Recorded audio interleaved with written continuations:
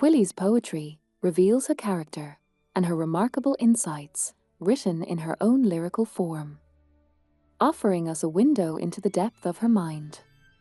Determined that all her poems should be published, she saw her wish fulfilled when Jost, for her 69th birthday, arranged an evocative background for each poem and compiled them into a beautifully printed booklet.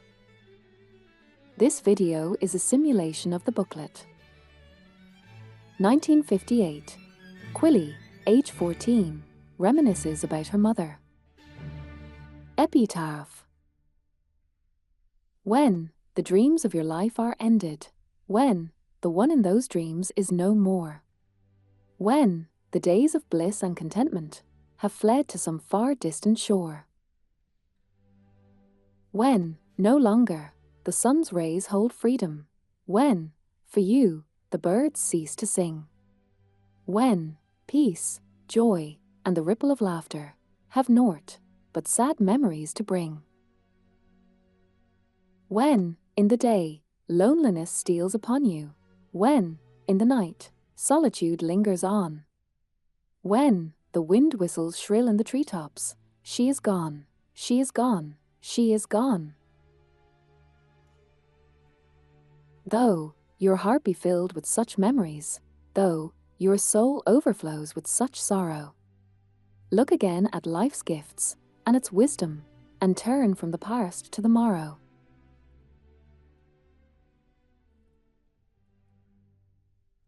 (1982), 38 years old. Quilley, age 38, view on relationships. When the cool caress of twilight turns and tiptoes from the skies, when sweet and silent slumbers soothe men's sorrows, when all the darkening universe descends in unknown dreams, and tranquility triumphs till the morrow, I lie sleepless. You can't own another person. I would never want to try, for the variance factor in personal growth is the method of stimuli. Perhaps the seeds of destruction are the nucleus around which we rotate. Most bounce in the safety net of contentment, a few walk the tightrope of fate. For we're all like shipwrecked swimmers, awash in an endless sea, each searching the distant horizon for our own elusive palm tree. Most cling and clutch together against the oncoming tide. A few take each wave as a challenge, an existentialist ride. Yes, life is a dance macabre, from the cradle to the grave, but each individual chooses his music, and the instrument upon which it is played. Most attempt to dance a duet, a few have a cast of 100 or more. But the finale is always a solo. The curtain closes. There is no encore. So let us take each moment, each second, and live it as best as we can. Whether the outcome be pain or pleasure, treating each experience with elan. For although one and one can't become one, they can correlate, coincide. The past we can only learn from, and the future fate will decide. When the dawning daylight flickers over countless sleeping forms, when the singing sparrows shyly greet the sun, when all the wakening universe rises up to meet the morn, signaling that a new day has begun, I sleep.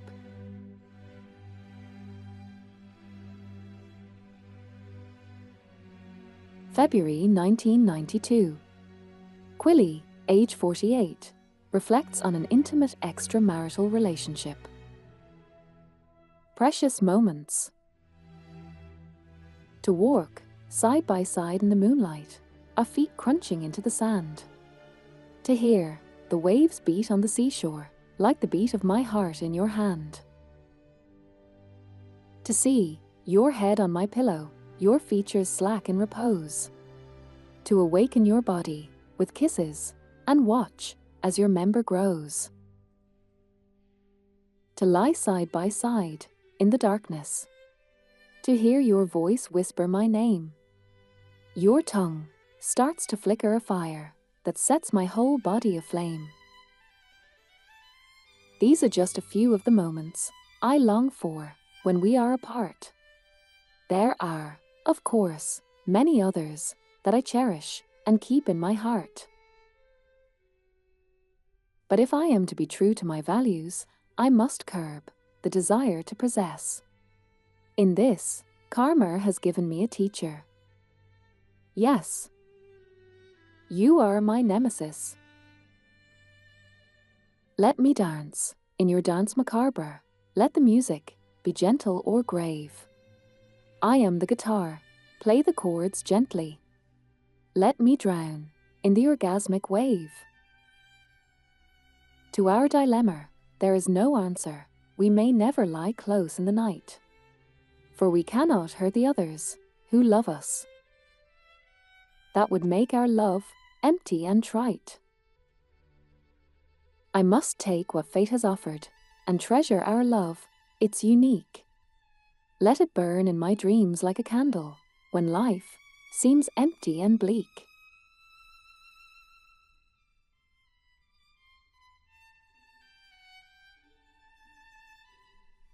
June 1992.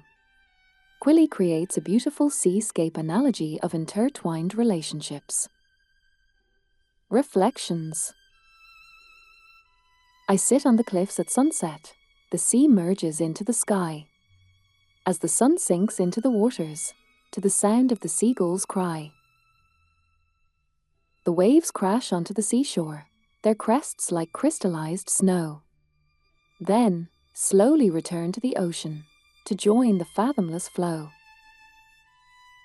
The sun's dying embers have painted the sky deep gold. Midst the patches of red and orange, the glories of the night unfold. The moon rises high in the heavens, the grey clouds caressing her face, as her light shimmers over the waters like strands of filigree lace. The stars flicker and flare in the firmament, sentinels of the night. Alas, they are but brief candles, doomed to die with the dawning daylight. A breeze, rippling low over the waters, sends the scent of the sea to my nose. As I sit in calm contemplation, in quiet and restful repose.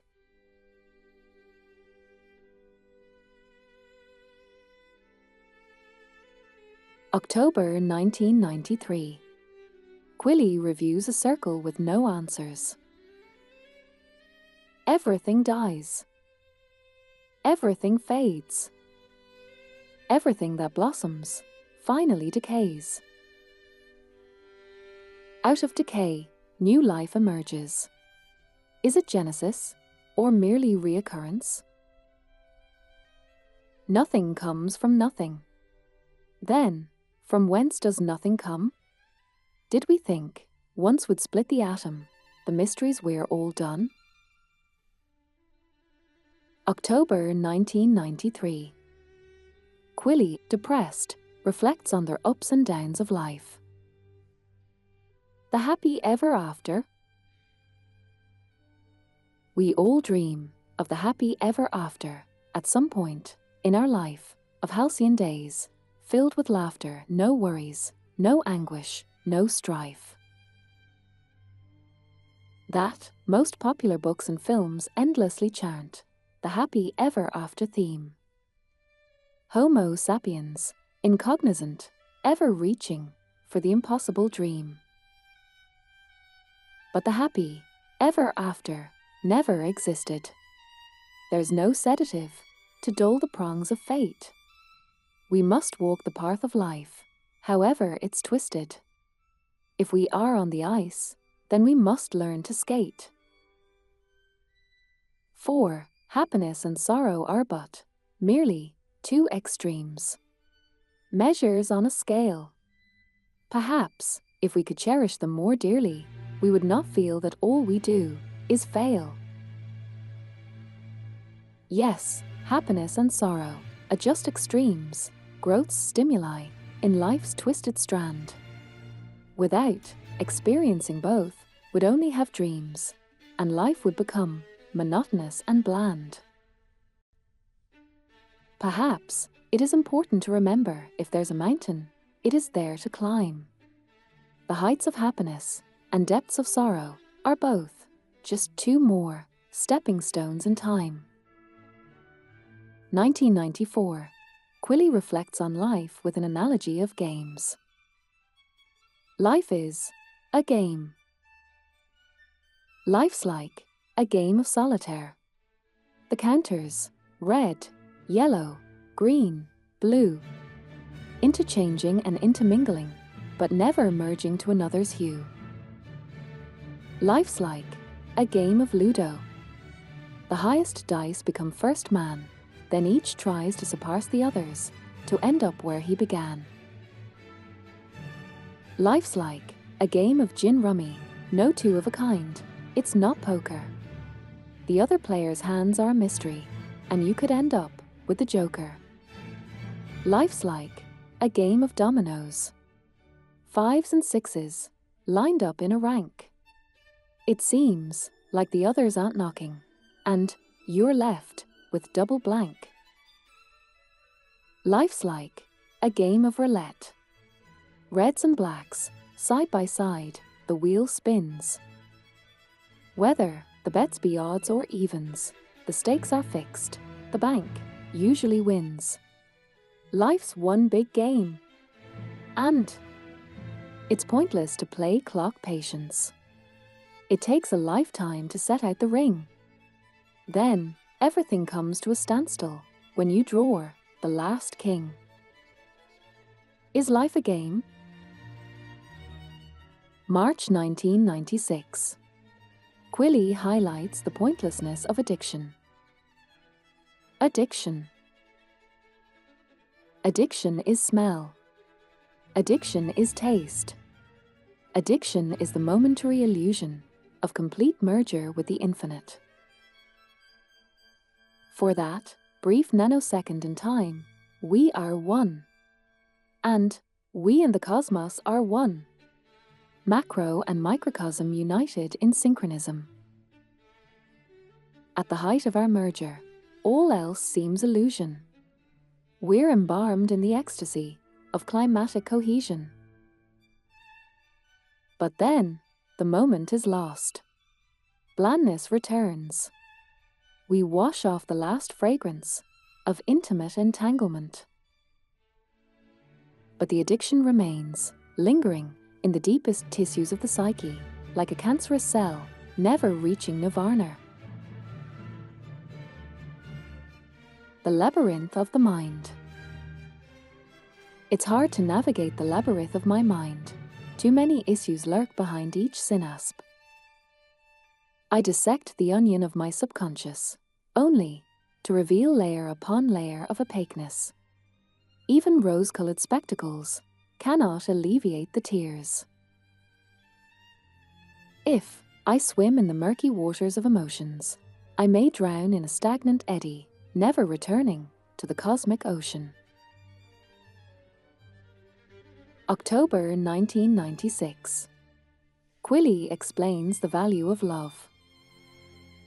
Amor vincit omnia. Love conquers everything. If only this were true, but love, like life, is transient, and so are I and you. We go through life projecting the self-love we can't feel onto someone who loves us so that we can heal. In this endless search for love, that unconditional spark is reflected through their eyes, and life then seems less dark. But if we cannot love ourselves, the love we give is crippled. The endless roundabout of love is constantly being tippled. But, oh, have we ever paused? Have we ever contemplated that if we learn to love ourselves, we'd give love unabated? Then Amor vincit omnia, really, would be true. And love would then our lives transcend, transforming all we do. Quilley, October 1996, reviews her life. Memories. I cried last night. A very rare occurrence. Why? The touch of my mother's gentle hands, so lily white, so soft, that stroked and soothed my troubled brow when others laughed and scoffed. My husband's fairness and his strength, oh, how naive we were. Till death us do part, joined now, would be forever, close and dear. The child we thought would never have, so fragile, shy and grave, a poised and graceful woman now, so eager and so brave. My lover's smile, hiding so much, so gentle, yet tormented. He touched a chord that stirred my soul, my mind and body centered. My mother died, a lingering death, my husband and I parted. The child the nest must surely leave, the time with my lover was charted. But as the night, which precedes the dawn, hasn't died with the birth of the sun, so relationships merge in the cosmic song, and the music of love lingers on.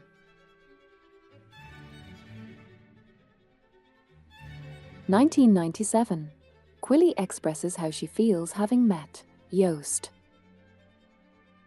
I am glad that I have known you, if but only a short time. For we have explored many things, both prosaic and sublime.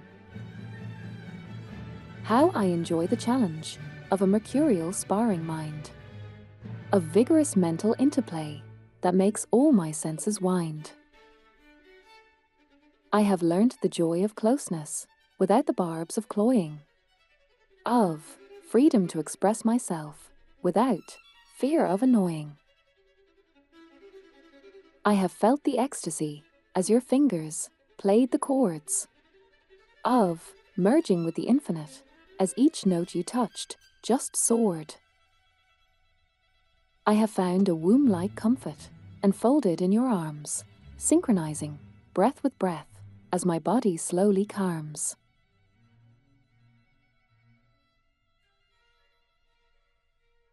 (1997) Quilley reviews the emotion of jealousy and possessiveness. I have the joy of knowing that no one else can experience you as I do. Each person's conception of another is individualistic and unique. All relationships are thus, from the casual to the intense. So there is no necessity for possessiveness and jealousy. Why then do we all, to varying degrees, experience these emotions?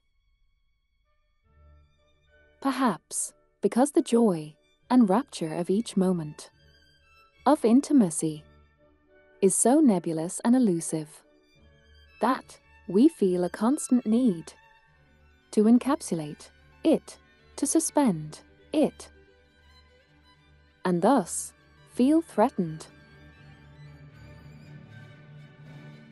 1997, Quilley examines the purpose of life. Life's purpose. An important question, for me, is life's purpose. The answer, I don't think I'll find. Faith may produce some options, but faith is emotion, not mind. The paradox to man, the rational being, is, without emotion, he is no longer man.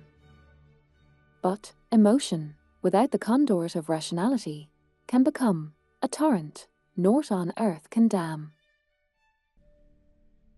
If, perchance, you should be the karmic catalyst that stirs that deep emotional tide, I am fearful of the self-destructive forces. All my life I have tried to moderate and guide. It is said that no man is an island, but it doesn't seem like that to me. I am an island, filled with turbulent volcanoes, weathered by a constant raging sea. My emotions are deep pools, kept static by the well I dig to channel deep within. And as I dig forever deeper, it's in deep and murky waters that I swim. It is then I thank fate for rationality, endless labyrinth of the mind. There, emotional waters can flow gently, each synapse forms a lock to hide behind. 1997. Quilley explores astrology. The meaning of my life. Some aspects. I was born into this life with a blueprint of my own intrinsic personality. My early sojourn helped me to set values, which I've tried to follow consistently. A blueprint ruled by Pluto isn't simple, but then, would I have it any other way? With values tinged by Uranus, Sun-Moon midpoint, Uranus, not Scorpio's moon, must hold his sway. A Yod's job is eternally fated, the barbed arrow by Cronus put to flight. With Pluto and Uranus at the bowstrings, Hermes at Janus threshold feels it might. Aquarian Venus, grand trine Neptune and Uranus, alleviates the mind, if not the frame. But elusive Neptune's tridents surely dented, clashes with Mercury opposed Saturn are to blame. Can Venus, opposing Pluto in the labyrinth, cross are the STYX and light Hades fire with Leo's spark? Transforming all those questions into answers, e'en if only to cast shadows in the dark. Can the kite with Venus of Pluto as its backbone catch hold the wind and to the heavens soar, and return to earth a modicum more wiser, to live out the values in which I hold such store? As the sun and all the planets are mere atoms in the endless galaxies within the cosmic sea, so their archetypes are mere instruments in the orchestra, which plays its many chords within the depth of me. As the sun is my identity, its characteristics are withheld to protect its individuality.